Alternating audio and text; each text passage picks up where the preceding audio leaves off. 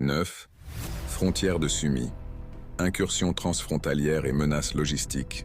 Ce front longtemps marginal devient stratégiquement explosif. 2-3 janvier. Progrès au nord-ouest de Grabowsko. 4 janvier. Prise de Komarovka. 5 janvier. Libération de Grabowsko. Contrôle déjà établi à Vysoko depuis le 20 décembre. Objectif immédiat. Riasno et puis coupure de la route Sumy-Kharkiv. Impact potentiel.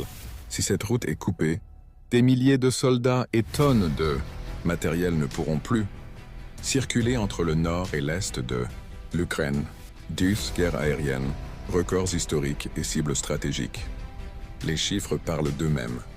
2 janvier, 259 drones abattus en une journée. 3 janvier, 1662 drones neutralisés en une semaine. 5 janvier, 356 drones, plus 3 HIMARS, plus 3 bombes en 24 heures.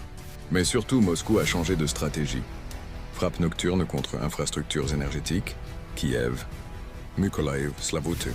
Destruction d'usines de drones, centres de formation, aérodromes. Attaque contre l'usine Bunge d'Dnipro. 300 tonnes de pétrole déversé. Cible symbolique, industrie de défense à Lipetsk, probablement en représailles. Nouvelle doctrine.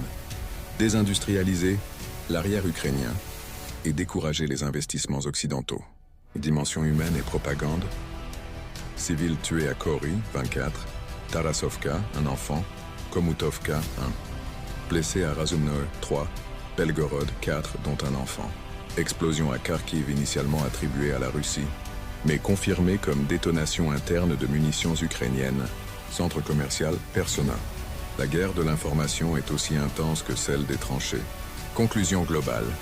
Une offensive synchronisée à l'échelle nationale. Du 2 au 5 janvier 2026, la Russie n'a pas mené une simple série d'opérations locales. Elle a exécuté une campagne stratégique cohérente. 1. Fixer les réserves ukrainiennes à Kharkiv et Sumy. 2. Perforer les lignes à Guliaïpol et Zaporizhia. 3. Encercler les garnisons à Severny et Konstantinovka. 4. Paralyser la logistique à Kupiansk. 5. Désorganiser l'arrière via des frappes industrielles. Kiev confronté à des pertes cumulées, des pénuries de drones, Baba Yaga, et un exode civil massif, peine à répondre sur tous les fronts. Les réserves stratégiques sont engagées à Grabowsko, mais risquent d'être trop peu, trop tard.